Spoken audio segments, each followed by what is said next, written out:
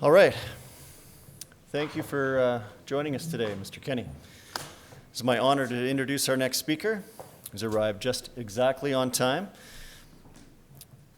But before I do that, sir, I would I've been doing this all day, and it is our duty that we have taken upon ourselves to share with each leader today the significance and importance of our group, the Mid-Sized Cities Mayors and CAOs Caucus, representing 35 provincial constituencies and 1 million Albertans.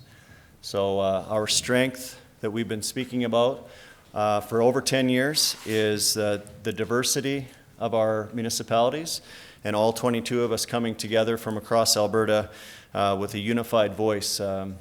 Specifically, we've come up with questions for each leader, but you would think with 22 mayors in the room, it would be hard to find consensus. And I would say that we got there quickly and efficiently to identify, and there's a chuckle in that efficiency part, but we'll let that go. But we have common issues that we would like to address with you today. So a little bit about Mr. Kenney, and then we'll invite you up to speak. Mr. Jason Kenney committed himself to public life in early 1990s as the president of the Canadian Taxpayers Federation, where he fought hard for lower taxes and fiscal responsibility. In 1997, Calgary voters elected him to Parliament, where he worked to unite Conservatives nationally. Since then, he's been voted the best overall, hardest working, and most knowledgeable MP by his colleagues. Jason was called perhaps Canada's best immigration minister by the National Post, and also led Canada's two largest ministries, Employment and Social Development and National Defence. As Multiculturalism Minister, he helped to double the Conservative Party's support amongst New Canadians. In March of 2017, Jason was elected leader of the PC Alberta Party. He successfully negotiated a unity agreement between PC Alberta and the Wild Rose Party, which was supported by 95% of members in both parties. On December 14th, 2017, Jason was elected to represent the people of Calgary-Lougheed and became leader of the official opposition. Please help me welcome Mr. Kenney to the microphone. Let me know how my time runs out, okay? Thank you very much, guys. Thank you, ladies and gentlemen. Thanks, Jeff. And thanks for the opportunity, the invitation, and the beautiful view. Wow, this is fantastic. Thank you all for your public service, your worships. I like saying that. It's just, you guys have got the best title in showbiz, by the way. And thank you for collaborating on how we can move our province together. It's no secret that we are going through challenging times. I was just last night meeting with the CEO of a global company visiting Calgary with a market cap of $50 billion US, who told me that people aren't walking away from investing in Alberta, they are running away from investing in Alberta. We have had growing unemployment for 6 of the last 7 months. We are down 58,000 private sector jobs in the last 4 years. Our per capita GDP is down by 7% over 4 years. We have gone from 0 provincial debt 5 years ago to $55 billion in debt now, headed to, based on the government's projections, $100 billion debt, and I think that's based on rosy projections. We've gone from being the 7th most attractive jurisdiction in the world for upstream oil and gas investment to the 43rd in the past 4 years.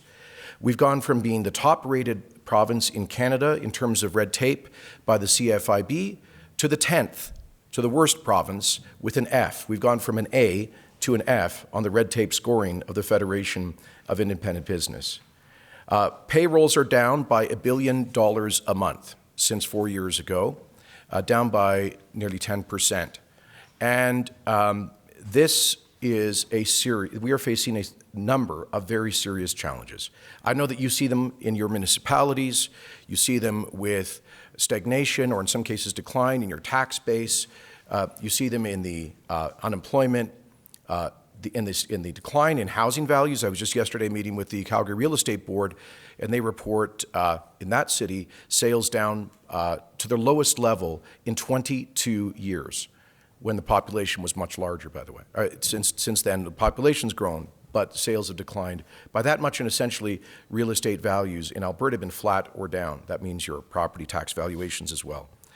And Your constituents, our fellow Albertans, are feeling the consequences of all of this. So I'm here today to do two things. To ask you, what can we do together as leaders to turn this situation around? And what could a prospective United Conservative government do to work effectively with our municipal governments, particularly with our mid-sized cities and larger towns? So I didn't come with a long, you've heard me speak at AUMA 2 or 3 times, and I can go through some of the essential commitments that we've made, but I think it's much more valuable for me, quite frankly, to listen to you and to get into a dialogue. I will just quickly say that reiterate our commitment to stable long-term provincial support for municipal infrastructure, but we keep an open mind about how exactly to structure that, mindful of the incumbent government's new approach to the 2 large cities, and we understand that many of you are in, or the AUMA is in negotiations with the province on a broader change to MSI.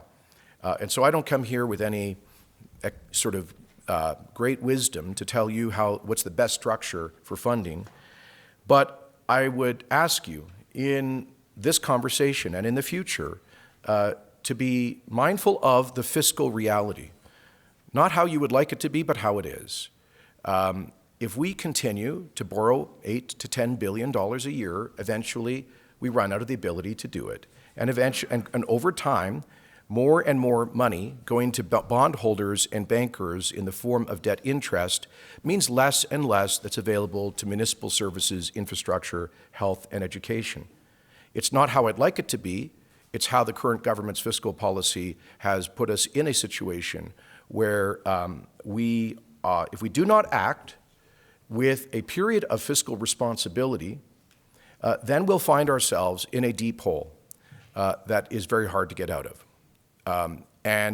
I know the short-term incentives for people in politics is just to spend without worrying about the bills when they come due. But we know that doesn't work in the long run. And I hope that all of us as leaders are focused on the long term and also on generational equity, by the way, when it comes to fiscal policy.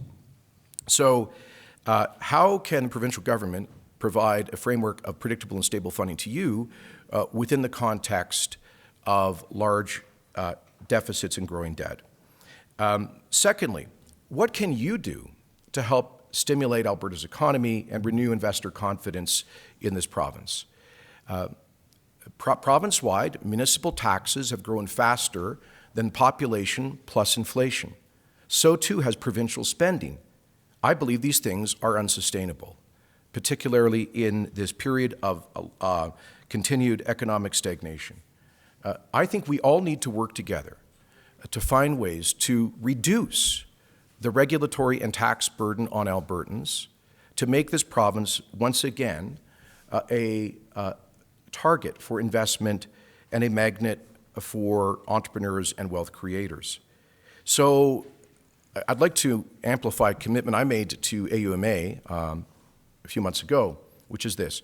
Our government, should we be honored with a mandate, would be focused on an ambitious program of cutting red tape that is holding down Alberta's economy and job creation.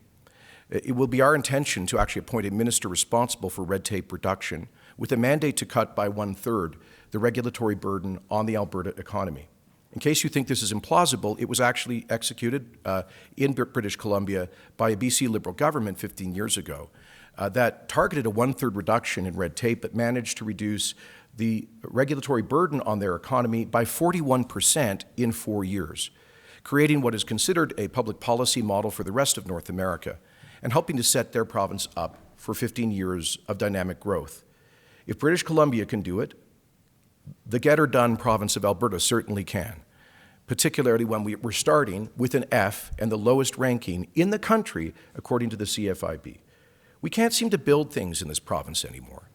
I had a small business person, I won't say in which community because I don't want to single anyone out, who told me that they'd been waiting for over a year for a permit to erect, from the town, to erect a prefab steel structure on an industrial zone of town. Whatever happened to our Alberta? Why can't that get done in a day? What are the hazards of erecting a prefab steel structure in an industrial part of a town in Alberta? Of course, the provincial government is even worse. It takes a week sometimes to get a conventional oil well approved in Texas, but sometimes 12 to 18 months in Alberta. Saskatchewan's approving major projects in 3 or 4 months in many cases. It took Imperial Oil 5 years to get a green light on their $2 billion cutting-edge SAGD project at Christina Lake. Imagine that, in the midst of a recession, freezing a prospective investment of $2 billion that could create hundreds or thousands of jobs. We've got to get back to an Alberta that can build things again. And we can do that without sacrificing high environmental and workplace standards. We can do it by moving from a process-obsessed regulatory framework to an outcome-based framework. We can do it through one-stop shopping, through concurrent rather than consecutive regulations. We can do it by streamlining the approvals process in agencies so they move at the speed of business and not the torpor of bureaucracy. And that is our intention to do that at the provincial level, but not just between the government of Alberta and the job creators, the private sector, but also within the government of Alberta. I think one of the reasons why we have the most inefficient provincial government in Canada, which spends about 20% more per capita than the average average amongst Canadian provinces, is because we have too many people checking and not enough doing. One of Canada's leading scholar on public administration, Professor Donald Savoie at the University of Moncton, has written a number of studies about quantifying the degree to which a larger and larger share of public services and administration is being devoted to verification and checking and process as opposed to actual direct service delivery. Now, I'm sure that's not the case in any of your municipalities, but I do know that it is within the provincial government. And I also know that for many of you, you have to allocate a great deal of your time and resources, the time of your CAOs and their staff, to endless compliance with provincial mandates. This is not, to be clear, this is not a partisan point. I think this has been a gradual layering of mandates of provincial regulatory requirements imposed on municipalities over years, if not decades. And just as I want to liberate the private sector to do what they do best, I would also want to have a very practical relationship with our municipal governments to liberate you, to serve your citizens, rather than constantly fill out forms to qualify for government programs or to verify that you are in compliance. So when we talk about a prospective future funding model, I would love constructive ideas about how we can, in exchange for funding, relieve you of many of the mandates where, you know what I always say, you folks are accountable to your voters. Your finances are audited. They're publicly available and they're transparent. And if you mess up, you answer to your voters. Why then should you have to answer to provincial bureaucrats from Edmonton peering over your shoulders to make sure that you are in compliance on everything? So this is an open invitation to share with us ideas about reducing the provincial regulatory mandate, which becomes embedded costs for you.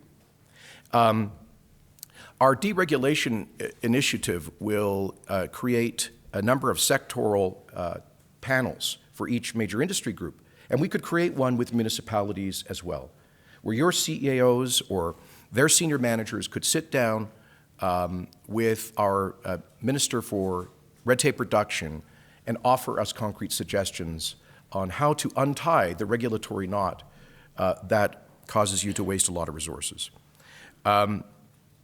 But here's the deal. We would be willing to do that enthusiastically as long as you pass on red tape reductions to the private sector through what you impose. As long as we can come up with some way of measuring that, as long as we can come up with a system where that prefab steel structure is getting a permit in a week and not a year.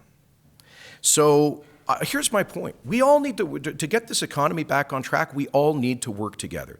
And folks, we're not going to do it with higher taxes and maintaining the regulatory status quo in this province. It's time for some bold leadership. It's time for us to take some risks, to do things differently in public administration, to be more focused on value for money and more doing and less checking. So the idea of block grants, which some jurisdictions have, as opposed to all of these separate, 24 or so provincial programs that you have to qualify, each of which has their own mandates. The idea of block grants is something that I'm certainly interested in talking to you about. I'd also like your views on whether you would be in favor of amending the Municipal Government Act to allow municipalities to exempt certain investments, new investments, for example, from property tax, or to provide property tax holidays.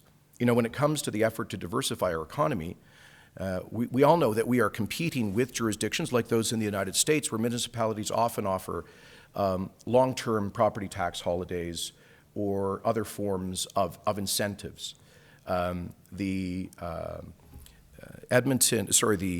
Industrial Heartland Association, including Fort Saskatchewan and others, have asked for this flexibility in the Municipal Government Act. It would probably create a kind of competition amongst municipalities on competitive tax rates and incentives. And I'd like to know whether you would be in favor of that as an extra tool. I was in India in the fall at the invitation of the government there, meeting with a number of some of the largest investors in the world, one of whom said that they were interested prospectively in a petrochemical facility in Alberta, but that they were having to compare the cost structure here, of course, to the U.S. Gulf Coast, for example. And they said, we have all these offers for tax holidays from municipal property tax and so forth. What is your offer in Alberta? And I said, well, let's talk. Should my party be elected? But I know that there are prospective investors there looking for greater flexibility. And finally, what ideas do you have to share with us to inform our platform, which we're working on right now, on how to renew investor confidence in this province? So those are just some of the comments I have. I'm not here to dictate a bunch of ideas to people who know. Most of you will know more about the challenges of municipal government than I'll ever know. So I'll stop there to listen and try to respond to questions, but hopefully have a constructive conversation. Thank you. Awesome.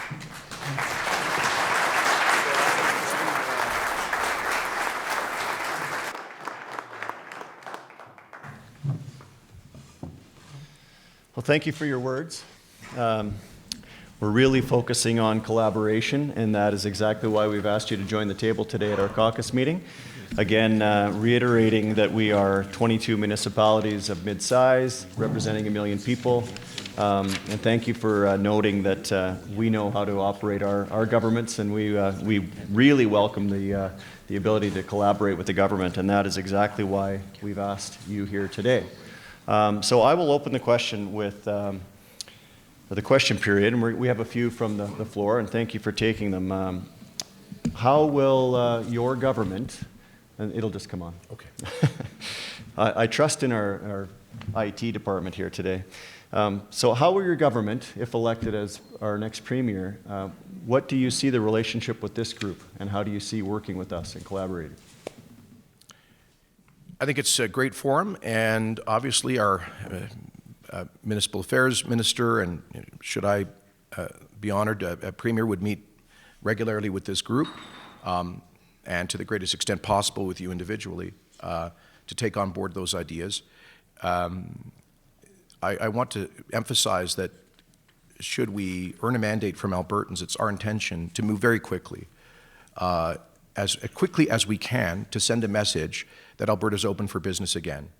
So it is not our intention to get wrapped up in endless process and multi-year consultations. We want to hear the best ideas, make decisions, and move forward, particularly when it comes to things like cutting red tape that will, I believe, renew investor confidence in Alberta. So let's get that. Should we be entrusted with the mandate, I would hope to get to work with this group and you individually as soon as possible. Excellent. Thank you for that. I think we'll open it up to the table. I think we have... And I have had the privilege of meeting with, I think, most of the mayors around the table, not everybody, in my travels across the province in the past 2.5 years. And so I appreciate those of you who have opened your offices and in many cases your councils for that opportunity, and look forward to continue doing that. Yes, and welcome back to Cochrane. Cheers. Yeah. Cold Lake. Okay, Craig Copeland, Mayor for City Cold Lake. The first question, Jason, thanks for coming here. MSI, of course, as you know, is for municipalities, no matter what size, is a big component of funding for our communities. It helps with the infrastructure build in that. So right now there's talk of City of Edmonton and City of Calgary having a framework in place prior to the election. For the other municipalities, in particular this group, MSI, today's meetings has been a big focus and concern, because in the MGA we have to build capital plans for the future as a requirement for all the councils. And so right now there's huge uncertainty of predictable funding going forward, and some kind of a framework on funding that can be measured in that. And so what is your party's position on working with municipalities on a go forward on trying to build a long-term type of MSI, or whether it's going to be called MSI, but your investment from your party in terms of the municipalities, and in particular the mid-size? Well, thanks, Craig. I'll just reiterate what I've said to AUMA and this morning, which is we are committed to the principle of long-term predictable funding, without putting a dollar figure on that, because we don't know, should we earn a mandate from Albertans, we will be immediately taking a deep dive into the province's finances to find out just how bad the fiscal situation is. But we all ride the same ups and downs in terms of revenues in this province. I think you all understand that.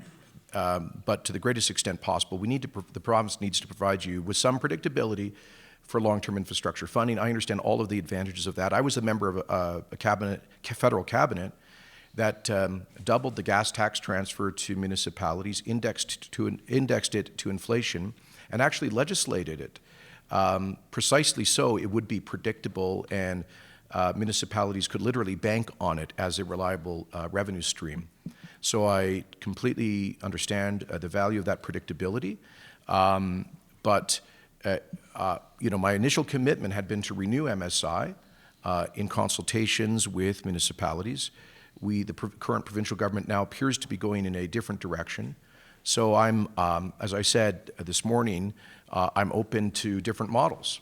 If you all would be interested in a block grant model, not just for the infrastructure piece, but for other programs, that trusts you to spend the money and meet the basic criteria negotiated with the province, I'd be open to that. So I'm open-minded and flexible about this, but I am committed to the need for an agreement that allows you to say, 3 or 4 years from now, you're going to have X infrastructure funding.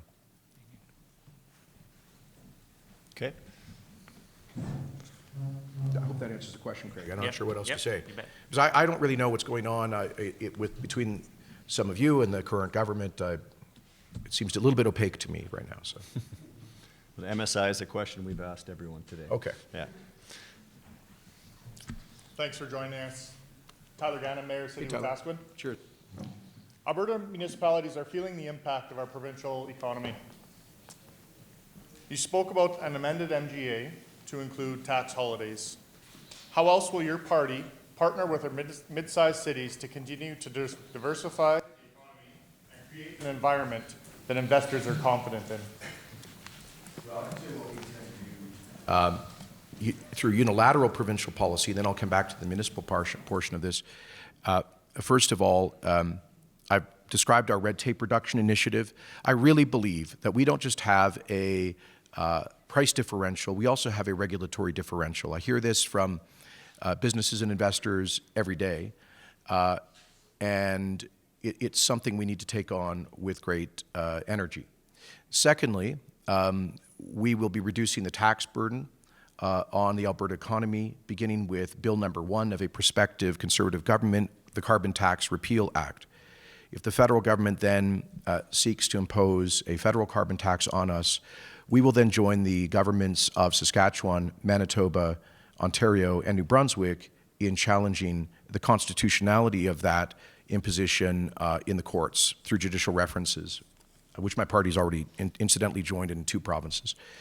Thirdly, we will be reducing other tax rates. Stay tuned for our platform and starting some of that very quickly, again, to send a message to capital markets and to investors, to job creators, that Alberta's open for business again. We, in terms of municipalities, as I've said, want to work with you so to help to pass on red tape savings to municipalities in the hope that you can then turn around and pass on red tape savings and accelerate approvals for employers as well as service delivery agencies. By the way, it's the little nonprofits and charities that do a lot of great work with the funding that the province and municipalities give them, who are often the most disproportionately burdened by regulatory impositions as well. So I think that those would be the primary points. On diversification, let me add it, because you've raised this.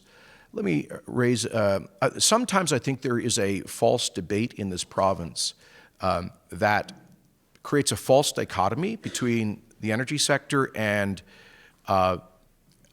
diversification. The truth is that we are much less dependent as a province on oil and gas than we were 30 and 40 years ago, even while oil and gas grew in absolute terms, obviously. So this means that other sectors grew more quickly, like construction and services. The growth in those sectors was driven primarily by population growth. So in 30 years, we've gone from 2.8 to 4.3 million people, and those are your residents and ratepayers. What drew so many people to Alberta from across the country and around the world? Well, part of it was when I was immigration minister, we massively expanded the Alberta Immigrant Nominee Program, but most of it was driven by migration from within Canada. And they were coming here primarily to benefit from the hottest job market with the best paying jobs in the country, that those high paying jobs in large part created by the energy industry. So I see I see, in other words, the energy industry as part of the solution to continued diversification. And particularly with some of the remarkable technologies that are being developed in Alberta, from great stuff about turning abandoned wells into opportunities for geothermal power production, to the solidification for bitumen, to advances that are being made on carbon capture and storage, lots of great technologies. I'll give you another example where we can leverage our abundance of affordable hydrocarbon energy and connect it to the future digital economy. Many believe that the backbone of the future digital economy will be blockchain or cryptocurrency processing. And processing centers for these enormous encryption systems are huge energy hogs. Alberta, with virtually free natural gas feedstock right now, can be a tremendous place to attract potentially billions of dollars of investment in blockchain or cryptocurrency encryption processing. And every time you set up one of these operations, you can get a whole ecosystem of IT, information technology around that. So I think there's lots of interesting things we can do between the provincial and I mean, on some of things like this, it would require, sensible regulation and rapid approvals by municipalities to help attract investments like that. Great. Thank you. I've got the pleasure of asking you the next question. So, by the way, Medicine Hat, you guys you've started with the cryptocurrency there. You got the first major blockchain data processing center in Alberta. Congratulations! Thanks to your own discreet little gas market down there, right?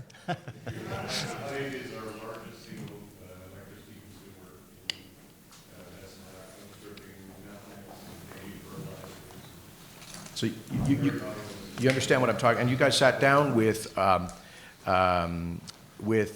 Fricker and GMP and made that deal, and good on you. coming from myself.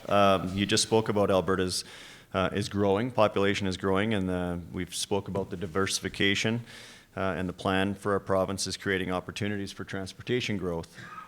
This growth creates the needs for not only additional, but also improved transportation infrastructure, including municipal roads, highways, overpasses, and bridges, and to sustain economic and social benefits for Alberta.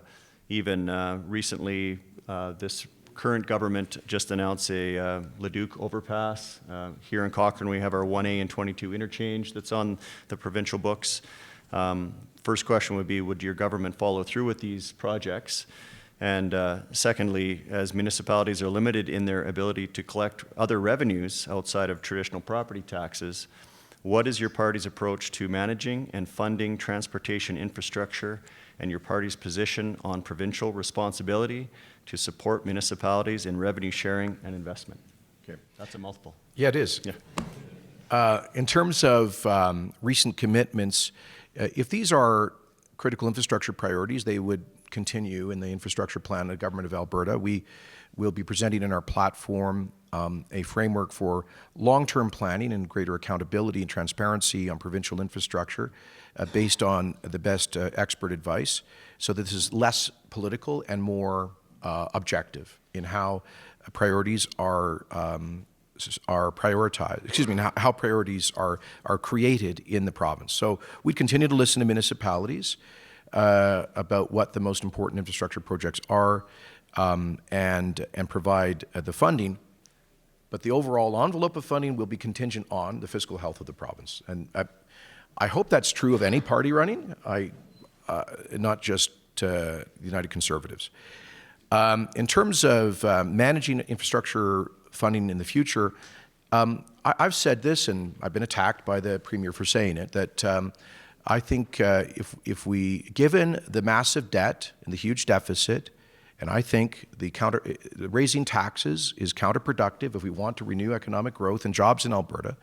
So I think we should be open to more creativity in how we finance major infrastructure projects, including public-private partnerships. The incumbent government is ideologically hostile to private-public partnerships because their philosophy is that government knows best and should have monopoly on these things. But everywhere else in the world, P3s are the typical model for major infrastructure. And I say put aside the ideology and focused on results and value for tax dollars. And some P3s, of course, involve, where they make sense, elements of user pay. I know it's shocking that I said that. Where virtually every other jurisdiction in the developed world does this without even thinking about it. And so do we in Alberta on certain projects. If anybody likes going through the expanded Calgary or Edmonton airports, that only happened because of user pay. We could, if you like, if the incumbent government likes, we could revert back to, like, let's take that as a model. Do you remember when Transport Canada ran the airports?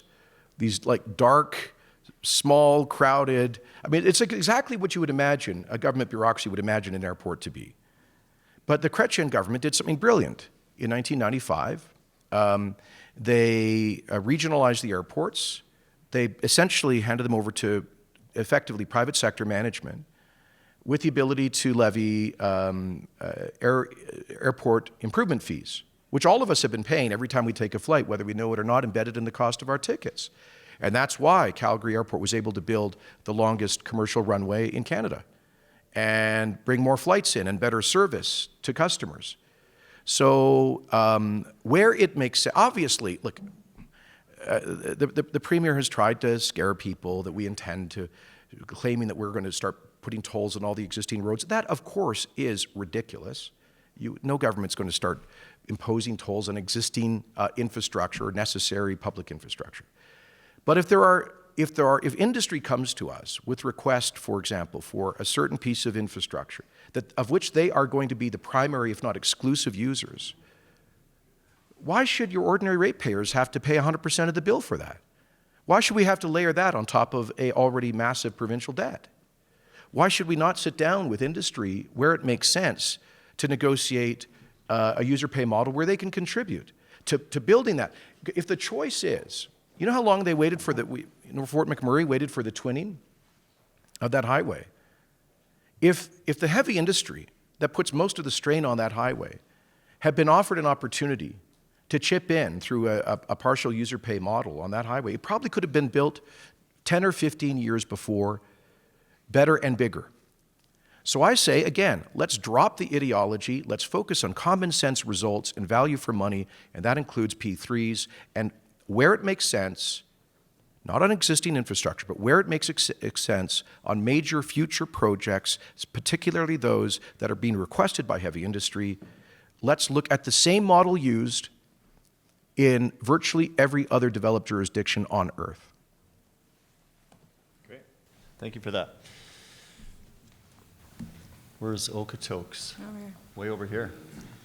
Deputy Mayor Tanya Thorne for the town of Okotoks. I have our fourth question today. Something we haven't talked about, community safety, something that those of us in this room deal with on a daily basis, and policing is obviously a tool to help in that. So with the municipal police funding review currently underway, if your government should get a mandate, how do you see working with mid-sized cities to build a common understanding of the issues, constraints, and opportunities to develop a well-informed and equitable solution to the policing system and the funding related to that? Well, the negotiations are underway, and let's be blunt here.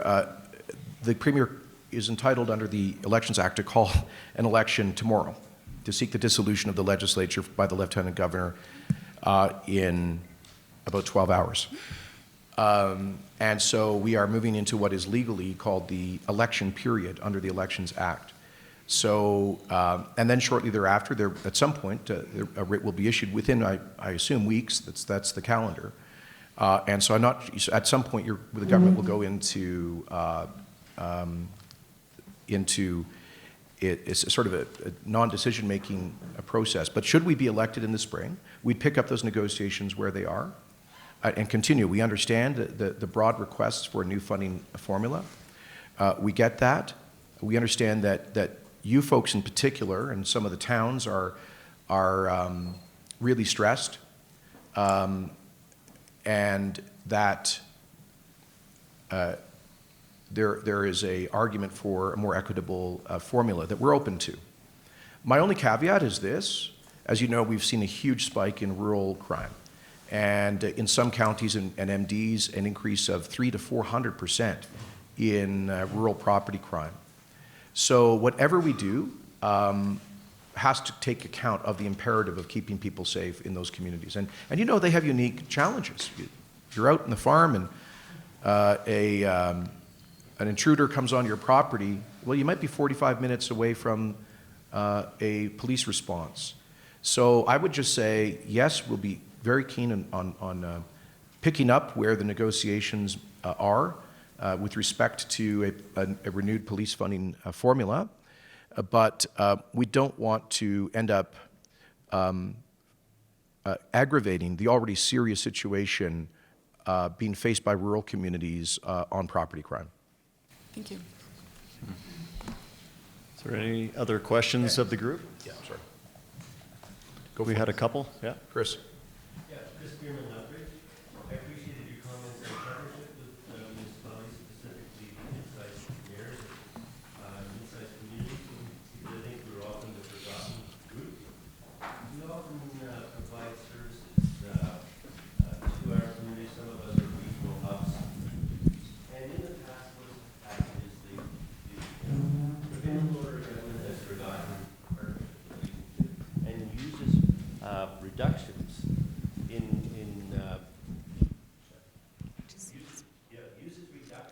The provincial government historically has used reductions in funding to municipalities as a form of cost cutting.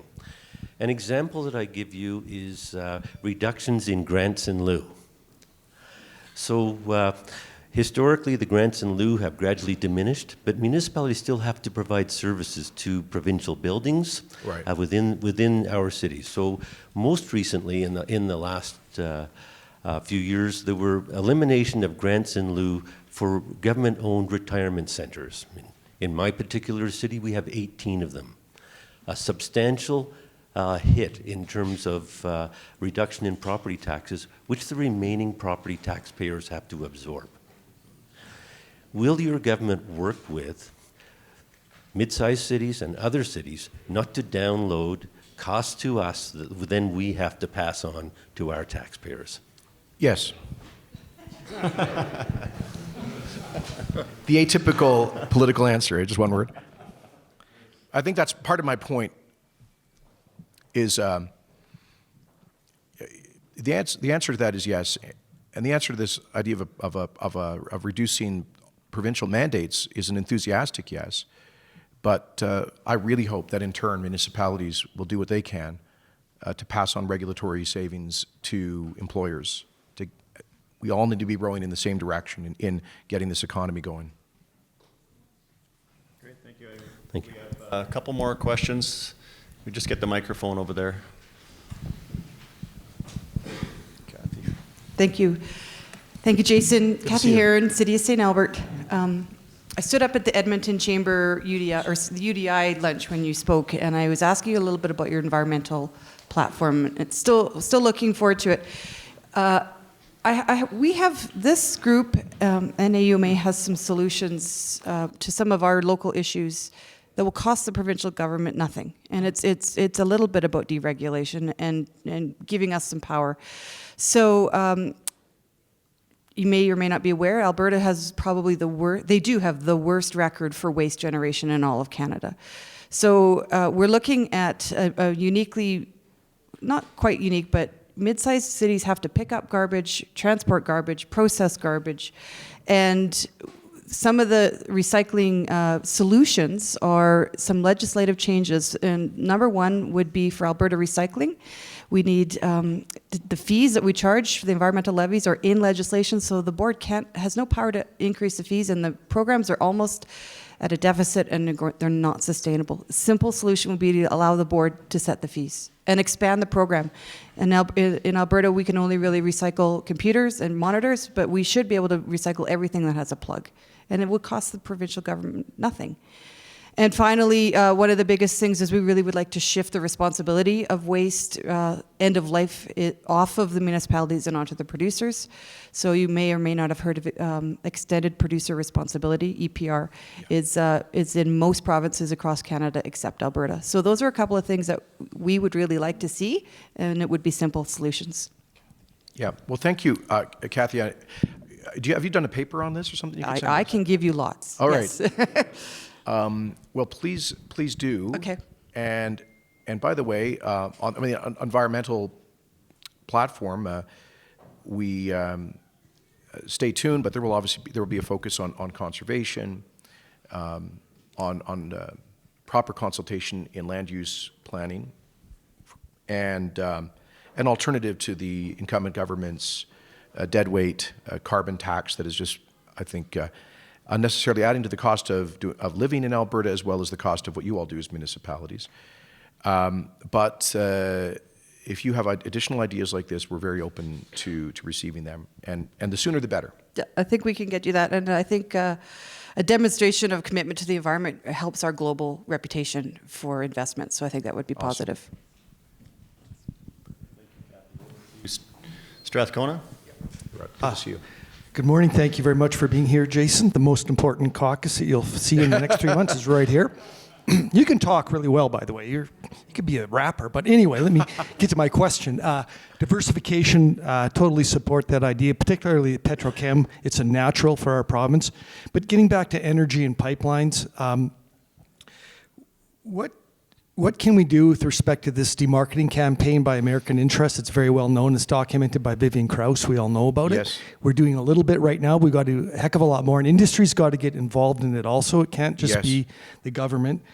But also, what leverage can you exert on the federal government? What are your plans for that? So we can get our regulatory regime more predictable and create more certainty so people know when they go through this process, at the end of the day, they're going to get an answer yes or no, and it doesn't go on for years and years because it's just killing us right now. And Northern Alberta mayors have a huge, huge stake in this, and we're very challenged by it. Well, thank you so much. And By the way, thanks for bringing Vivian Krause into your city to inform people about this highly funded and coordinated foreign campaign to landlock Canadian energy. So a central part of our platform will be a strategy to fight back against that. Because you see, I think we've made a couple of very serious mistakes, both as political leaders and as industry in Alberta. We have been defensive, reactive, and tactical, while the other side has been aggressive and strategic in its effort to landlock our energy. And as you know, Vivian Krause and others have detailed how the so-called tar sands initiative, which began at the Rockefeller Brothers office in New York City 11 years ago, has funneled tens of millions of dollars from foreign sources to a couple of dozen special interests whose deliberate goal was to landlock Canadian hydrocarbon energy. Since they started that campaign, the United States doubled oil production. By the way, Barack Obama just got an award from the American Petroleum Institute for that, while he vetoed Keystone XL.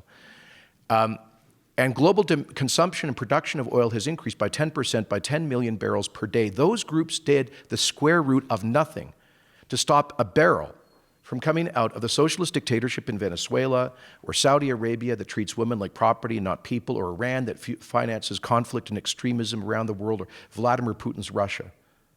Not one thing. Well, actually, Greenpeace did protest an offshore rig in Russia, and they got thrown in a Siberian jail for 6 months, but they didn't go back, oddly enough, since then. Here's the point. They got what they wanted. They got a prime minister whose principal secretary was the head of World Wildlife Fund Canada, turning it from a mainstream conservation group to a militant anti-hydrocarbon lobby. That was a charter member of the tar sands campaign, whose principal political advisor on energy and the environment was head of Sierra Club. That was a charter member of the tar sands campaign. And the chief of staff to the environment minister, who's written Bill C-69, the No More Pipelines law, was the director of the Pembina Institute, a charter member of the tar sands campaign. These are the people who, within 24 hours of coming to office, surrendered to Obama's veto on Keystone XL, as did our Alberta government, with zero protest, who then announced the cancellation of the approved Northern Gateway pipeline, and in so doing, violated the trust of the dozens of First Nations who saw that project as an opportunity to go from poverty to prosperity, who have subsequently announced a tanker ban on the northern BC coast, no tanker ban for OPEC tankers coming into Canada, just Canadian tankers leaving, and then killed Energy East with the new regulatory mandates and have bungled Trans Mountain, and now Bill C-48, Bill C-69. So that is the result of a deliberate campaign. Now we need to be as deliberate and as well-resourced and as assertive. They focused on us because we're Canadians, we're so nice. They saw us as the vulnerable kid in the playground who's easiest to bully because he won't punch back. But my view is it's time for us to stand up and fight. That's why I've got the list keeps growing. I think it's now a 9-point fight-back strategy, which begins with creating a well-funded war room in the Department of Energy that will respond in real time to the lies about our energy industry and paid, earned, and social media, that will create satellite offices in key media markets, using the Premier's persuasive bully pulpit to carry that message, y compris en français au Québec, pour expliquer comment il profite de notre industrie énergétique, and creating alliances with other provinces. We're already doing that, working. I mean, we've got the Ontario government to go further in opposing Bill C-69 than the government of Alberta. The Manitoba and Saskatchewan and New Brunswick governments that are aligned with us, and I'm working with opposition leaders in other provinces who might be premiers, lined up with us on market access, on pipelines, on the rule of law, against the carbon tax, and some of them for equalization reform. Next, we have to put real resources behind a partnership with First Nations who are in favor of responsible development. You know, it's an outrage that the dozens of First Nations along the Trans Mountain route who have profited from that pipeline without environmental hazard for 6 decades and who support its expansion had no voice at the federal court hearing, where a small minority, a tiny number of First Nations funded by these foreign anti-Canadian interests, got to the federal court and blocked Trans Mountain. We need, if the federal government won't support the legal voice of the pro-development First Nations like those and like the Eagle Spirit Consortium in northern BC, then the government of Alberta, if I'm Premier, will write checks to get them in court so that they can defend their right to be consulted on decisions that shut down economic opportunity for them. And then we would make it clear to multinationals like HSBC Bank that if they boycott Alberta, Alberta will boycott them. They're funding Vladimir Putin's heavy oil industry while boycotting Alberta's. We're not going to take those double standards sitting down anymore. And I will ask industry and other provincial governments to boycott multinationals like HSBC who hypocritically virtue signal at the expense of Alberta jobs. Then we'll put the other side on the defense. We'll put together the evidence of how foreign-funded charities are funneling money into Canadian politics, I believe in flagrant violation of the charities law. We'll send that to the CRA, and if they don't act, we'll go to the federal court to demand that the charities law actually be applied against these groups. We'll launch a legislature committee inquiry into the foreign sources of funding behind the anti-Alberta energy campaign, picking up where a U.S. Senate panel left off, which found compelling evidence of Russian government social media activity opposing North American pipelines. Then we'll make it clear to our partners in the Federation like BC that there will be real consequences if they violate the economic union and block our resources. And finally, I am prepared to make it clear to the federal government that we demand a new deal in Canada. We are generous, $20 billion a year net in transfers through our federal taxes. We pride ourselves on being able to share our prosperity. But what we cannot abide are governments and political leaders in other parts of the country who benefit massively from our energy wealth while seeking to block it and refusing to allow us to get a fair price for it.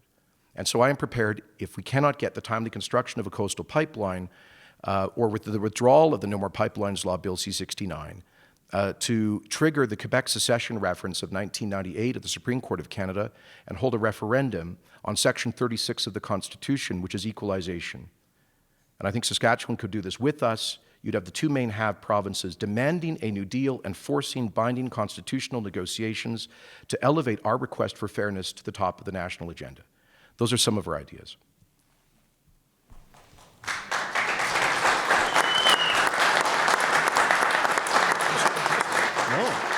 I'm sorry, I didn't mean to.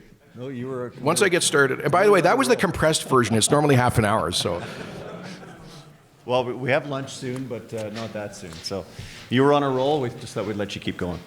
I think we have room. Can I just say on this, though? One last You point. said compressed. One last point. Yeah. You guys can play a role, and you already are, and thank you, Sherwood Park, for doing that. But, you know, you saw the BC, you've seen that stuff coming in from the city of Victoria, and now apparently Halifax has signed on. By the way, all of that stuff, all those motions and letters to our energy companies, all of it proposed by charter members of the tar sands campaign, in this case, the Environmental Defense Fund, or West Coast Legal Defense, I think they call it, Environmental Defense. Please, at the FCM, when you guys go to the FCM, or if you have observer status at the BC Federation of Municipalities, please carry the message. And we have allies in British Columbia, like the fantastic mayor of Fort St. John. And so please use AUMA as a vehicle and FCM to explain to your sister municipalities in Eastern Canada how they benefit. Bring Vivian Krause out to speak there. Let's educate your colleagues at municipal leadership across the country. Are you ready for another one? Go for it. I think we have time for one more. We'll go to Spruce Grove, unless it's a short one, and then we can go, I think Grand Prairie's got one too. You really had my heart racing on that last part of your speech, but it was really, really enlightening to hear the commitment you have to get Alberta on the map. I'm excited to let you know and let the rest of the caucus know that Kinder Morgan has consolidated its Western Alberta operations through Edson and West Edmonton and consolidated their offices in Spruce Grove. So we have a new office under construction right now, and there's going to be 60 of their planners and engineers moving into Spruce Grove within the next couple of months. So that's good news for us.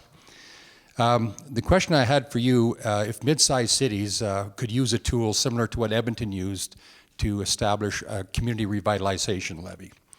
Yeah, I'm not sure if you're aware what a CRL is, but similar to what Edmonton did, that stimulated a lot of economy and a lot of growth, where municipalities, and I've been asking the provincial government for 3 years And I've asked Shay Anderson 20 times about the very fact of a project that would demonstrate creating jobs, creating economic activity for mid-sized cities. Would you think that a diverse, increasing economic development across the province in mid-sized cities, a CRL would be a tool that we could use if it's demonstrated to be a huge driver for job creation? I guess that's sort of the inverse of my question about amending the MGA to allow for targeted tax breaks, right? So the levy, could you just go a little bit further in explaining what you need from the provincial government to do this? Well, I guess we need a green light to say that municipalities, for example, in a area that would be defined as a community revitalization levy area, we would be able to keep the education portion of the tax that we collect toward that, to make that project work. Okay. If some of us don't have that ability to get the CRL, then that project isn't going to work. You're not going to collect the education portion anyway. So, well, listen, I would be open to the discussion for sure, but I don't want to commit myself to completely losing the provincial portion of the tax base without some parameters. But yeah, I can see where those have been successful in the past. So for sure, we'd have an open mind on that. So Calgary and Edmonton have it, and I guess the only other one I know of, Cochrane has it as well. I'm not sure how they, but anyway, good job, Mayor. Thank you very much. Thank you, Your Worship. I think we have one more short one, and then I think we'll wrap up and invite Mr. Kenney to join us for lunch if he has the... Good to see you again, Mayor. Thanks, Mr. Chair. Jason, thanks very much for being here. I was really appreciative to hear your focus on a municipal panel for red tape reduction and regulatory reduction and your commitment and interest in doing that. And I was just wondering if you could speak to us a little bit how you would balance what appears to be desire for rapid implementation for red tape reduction and deregulation with knowledgeable input that a group like this could provide you into that. So very good question.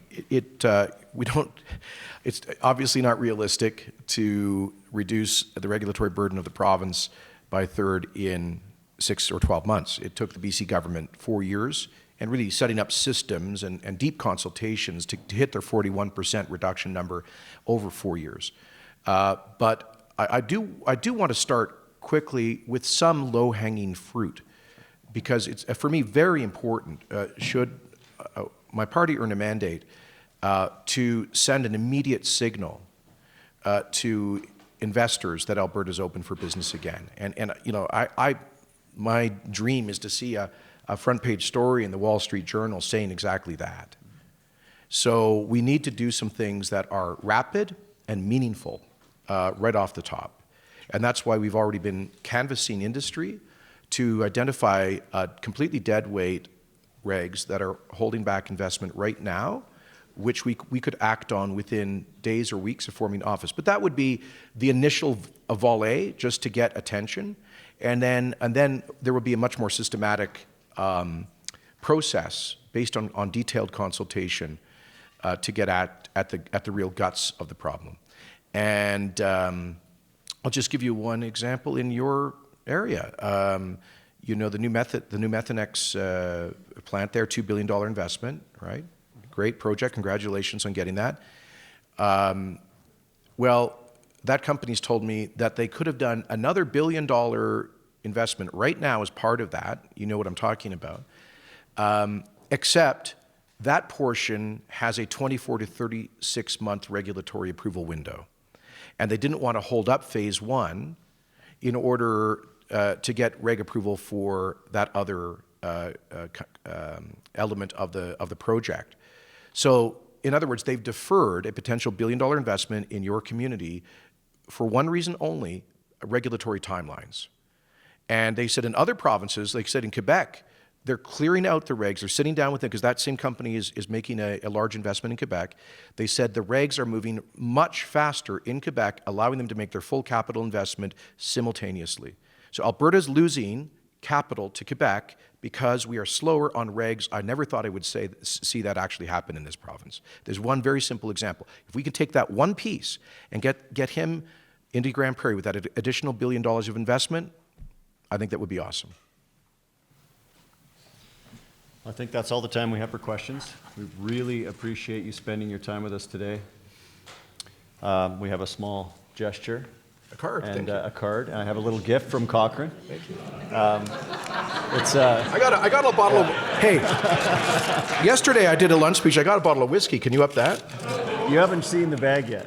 Yeah. So it's signed by all of us as a gesture Wow, thank of our unified group Love it. and the strength of our communities together. So Cheers. if you have time and your schedule permits, we would have you join us for lunch. I'll see if I can. Thank you very much. Thank you.